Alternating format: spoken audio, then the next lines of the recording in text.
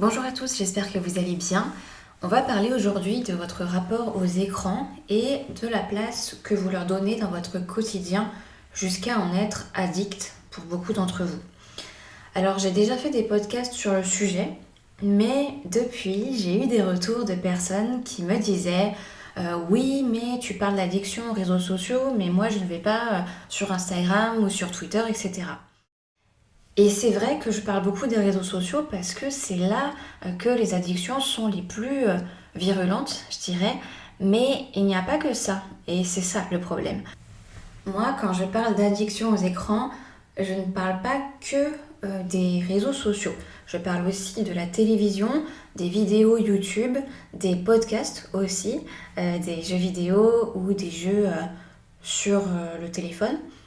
Et d'une manière plus générale, moi je pense vraiment à tout ce qui concerne le téléphone et l'ordinateur, y compris la musique qu'on écoute dessus.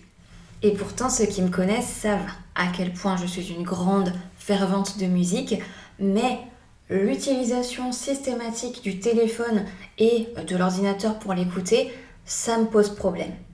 Parce que même en faisant quelque chose qui paraît sain, comme le fait de simplement écouter de la musique, eh bien, on est esclave des technologies. C'est-à-dire qu'on n'arrive pas à faire sans cette technologie, on ne sait pas vivre sans.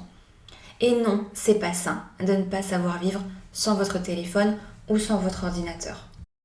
Pour ceux d'entre vous qui pensent ne pas être addicts, est-ce que, à votre réveil, vous ne regarderiez pas votre téléphone immédiatement ?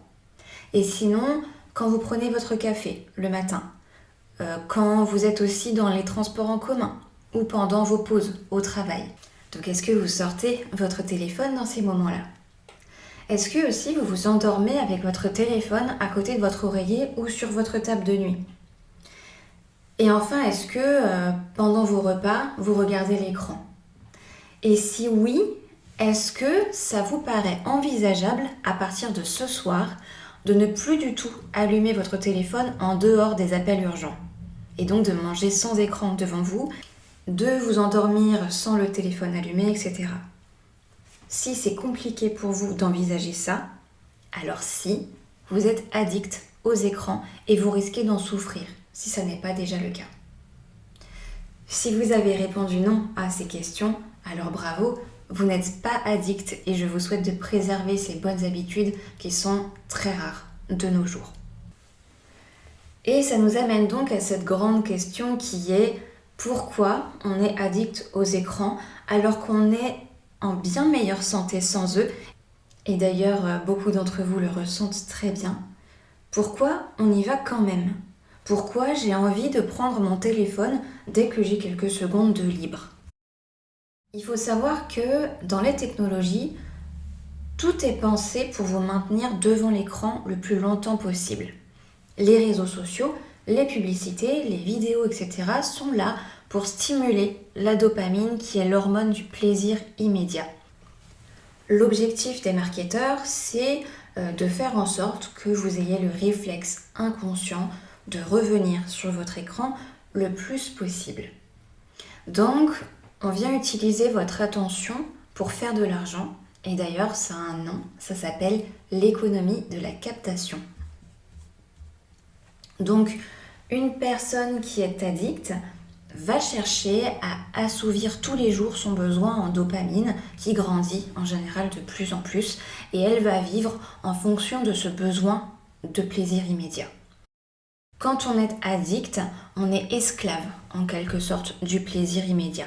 Ça va se traduire par le besoin de recevoir des notifications sur les réseaux sociaux ou par message, de scroller pour toujours voir les prochaines publications, d'enchaîner des épisodes de séries sur Netflix. Tout ça, bien, ça permet de libérer un peu de dopamine à chaque fois. Sauf que la dopamine, elle reste à chaque fois que quelques secondes, donc on a toujours envie de plus et encore plus et encore plus. Et quand vous êtes addict aux écrans mais que vous ne pouvez pas assouvir ce besoin pour X raisons, votre corps, il va stresser parce que vous l'avez habitué à la dopamine et là, il en est privé. C'est pour ça que certains d'entre vous ont déjà essayé de s'endormir sans le téléphone allumé et que ça a été très compliqué. Et oui, c'est compliqué de s'endormir sans le shoot de dopamine quand le cerveau y est habitué. Il faut savoir que les personnes très addictes ne sont généralement pas les personnes les plus heureuses parce que la dopamine n'amène pas le bonheur. Au contraire, elle va plutôt avoir tendance à l'éloigner étant donné que quand vous recherchez le plaisir immédiat, eh bien pendant ce temps-là, vous ne créez rien dans votre vie. Il n'y a aucun projet qui se crée, il n'y a aucune relation sociale saine qui est en train de se faire et aucun contact aussi avec la nature. Et d'ailleurs, vous avez sûrement déjà fait l'expérience en ayant été sur l'écran pendant une bonne partie de la journée et en étant ensuite déçu de ne rien avoir accompli, d'avoir l'impression d'avoir perdu du temps. C'est là que vous pouvez constater que l'écran, ça fait plaisir sur le moment, mais en réalité, ça ne répond pas du tout à vos besoins vitaux et à vos valeurs. Si vous voulez trouver le vrai bonheur, ça ne vient pas avec la dopamine, mais plutôt avec la sérotonine, une hormone de bien-être que vous allez avoir en sortant de votre zone de confort, en allant dehors au soleil, en faisant des activités physiques et sociales, en travaillant sur votre sommeil, en étant en contact avec la nature, ça c'est essentiel aussi. La sérotonine met plus de temps à arriver que la dopamine, mais par contre, elle va rester plus longtemps, contrairement à la dopamine qui, comme je vous le disais tout à l'heure, reste que quelques secondes. Et plus vous irez vers une hygiène de vie saine, plus la sérotonine sera présente et moins vous ressentirez le besoin de dopamine. Beaucoup de personnes me répondent aussi qu'est-ce que je vais faire si je ne vais pas sur les écrans ? Mais ça, c'est justement une parole typique d'une personne addicte. Le fait de ne pas savoir comment vivre sans quelque chose qui n'est pas vital, c'est une addiction. Quand vous aurez accepté le fait que vous souffrez d'addiction et que vous voudrez en sortir, alors il faudra employer les mêmes solutions que toutes les autres addictions. Certaines personnes y arrivent du jour au lendemain et préfèrent souffrir un bon coup, et d'autres ont besoin de plusieurs semaines pour se sevrer petit à petit des écrans et avoir le temps de s'habituer à faire autre chose. Voilà, je vous ai déjà fait un podcast sur les solutions pour se sortir de l'addiction aux écrans, mais je pense que je vous en ferai d'autres en vous parlant des méthodes que moi j'ai utilisées et que je mets toujours en place aujourd'hui. Donc si ça vous intéresse, je vous en parlerai un petit peu plus personnellement du coup. Je m'arrête là pour aujourd'hui. Encore une fois, j'aborderai encore ce sujet parce que je suis concernée, mon entourage aussi et mes passions aussi. Le rapport aux technologies, c'est un sujet qui me passionne parce que je suis toujours tiraillée entre les bienfaits qu'elles procurent et leur toxicité en même temps. Alors je suis toujours à la recherche d'une cohabitation la plus saine possible avec elles.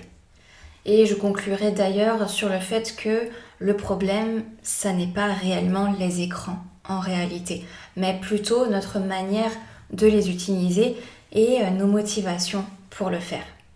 Voilà, n'hésitez pas à me faire des retours parce que c'est grâce à vos retours que je suis inspirée pour vous faire ces podcasts. Venez plutôt me voir sur Instagram ou sur YouTube si vous voulez échanger avec moi parce que c'est là que je suis la plus accessible et je ne veux pas me disperser sur trop de plateformes différentes.